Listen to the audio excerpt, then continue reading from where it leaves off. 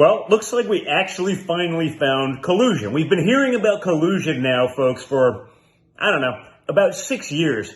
But in an article from the Washington Post, where democracy dies in darkness, or where democracy dies because of BS, this is an article where Joe Biden's attorneys, and this is from House Judiciary, right? They're saying it, the Republicans in the House Judiciary Committee, Joe Biden's attorneys and the DOJ had an agreement to keep the classified documents scandal quiet.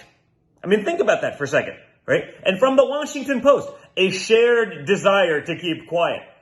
Of course there's a shared desire to keep quiet. It's the weaponized leftist radical clowns at the DOJ and Joe Biden's own attorney. You, the American people, don't need to see any of that. It's old news. And what difference does it make, folks?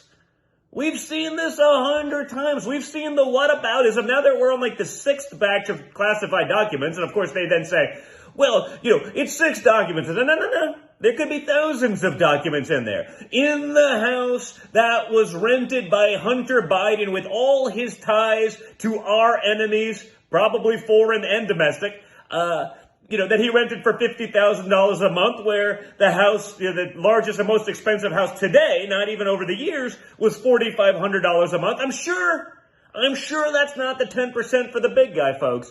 But from the Washington Post, just so we understand exactly where we are, just so we understand the level of hypocrisy and ridiculousness, a shared desire to keep quiet.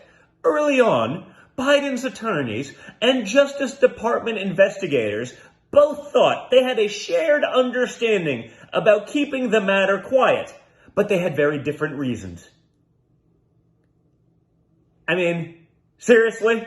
So they knew about it before an election, right? So that's clearly not election interference. Definitely before a major midterm election, no one would want to know that the President of the United States, the guy that carries the nuclear codes, the leader of the free world, had classified documents everywhere. Whether, again, it's in his home that was not guarded, even though he had no ability to declassify those documents and they weren't there. Whether they were in his think tank, talk about great ironies, but the think tank that didn't just magically appear the day he left the White House, but was built up over time so documents moved back and forth, that was funded by the Chinese Communist Party to the tune of about $54 million.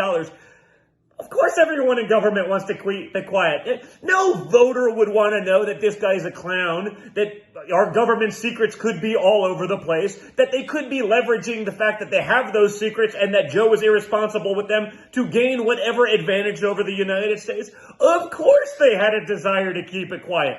But the fact that the media is quiet about it, the fact that all the leftists don't say anything about it, that in and of itself is actually the story.